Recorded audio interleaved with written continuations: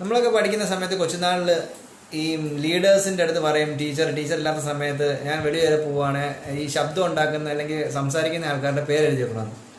അപ്പം ലീഡർ ഇങ്ങനെ നിൽക്കും, കുറേ നേരം കഴിയുമ്പോഴത്തേക്ക് ആരെങ്കിലും ഒരാൾ എന്തെങ്കിലും രീതിയിൽ ശബ്ദം കേട്ട് കഴിഞ്ഞാൽ ഉടനെ ലീഡർ അങ്ങ് ഭയങ്കര അവിടുത്തെ ഏറ്റവും പവർഫുൾ അല്ലേ, അപ്പോൾ അത് കാണിക്കാനും വേണ്ടി ഒരാൾ എന്തെങ്കിലും പറഞ്ഞ് അന്നിൻ്റെ പേര് എഴുതി വെച്ചു, ബോർഡ് എഴുതി വെച്ചു. അങ്ങനെ 1-2 പേരുടെ ആയി കഴിയുമ്പോഴത്തേക്ക് ഫ്രണ്ട്സ് ആയിരിക്കും കൂടുതലുള്ളവരല്ല. അപ്പോൾ നല്ല തിക്കായിട്ടുള്ള ഫ്രണ്ട്സ്, അപ്പോൾ എന്ന് പറഞ്ഞാൽ തിക്കായിട്ടുള്ള നല്ല പഠിപ്പിസ്റ്റുകളല്ല, ഒരു ആവറേജ് പഠിപ്പിസ്റ്റ്, അതായത് എന്നെ പോലുള്ള ആൾക്കാരൊക്കെ അങ്ങനെയുള്ള വന്നു കഴിഞ്ഞാൽ ഒരാളുടെ പേര് എഴുതി പോയി കഴിഞ്ഞാൽ അപ്പം ഫ്രണ്ട്സ് എല്ലാം എങ്ങനെയെങ്കിലും സംസാരിപ്പിക്കാൻ ഞങ്ങൾ നോക്കും. അപ്പോൾ അങ്ങനെ സംസാരിച്ച് ലാസ്റ്റ് കുറച്ച് ഫ്രണ്ടിലുള്ള കുറച്ച് 2-3 ആൾക്കാരല്ലാതെ ബാക്കി എല്ലാവരുടെയും പേര് ഓൾറെഡി ബോഡി വരും. അപ്പോൾ തിരിച്ച് ടീച്ചർ വരുന്ന സമയത്ത് ടീച്ചറിൻ്റെ അടുത്ത് പറയും, ടീച്ചറെ ചോദിക്കും ഇത്രയും പേര് സംസാരിച്ചു നിൽക്കും. അപ്പം അവർ പറയും എത്രയും പേര് സംസാരിച്ചിട്ടുണ്ട്. ലീഡർ പറയും അത്രയും പേര് സംസാരിച്ചിട്ടുണ്ടെന്ന് പറയും.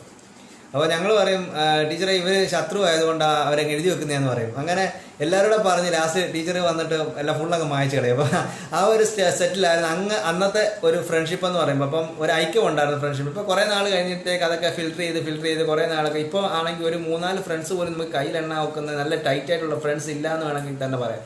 എന്തുകൊണ്ടാണെന്ന് അറിയത്തില്ല. ചിലപ്പം ഒരുപാട് ജീവിതയാത്രകളിലും പൈസ ഉണ്ടാക്കാനുള്ള ഒരു രീതിയിലൊക്കെ ഓടിപ്പോയ ഒരുപാട് പേരുണ്ട്.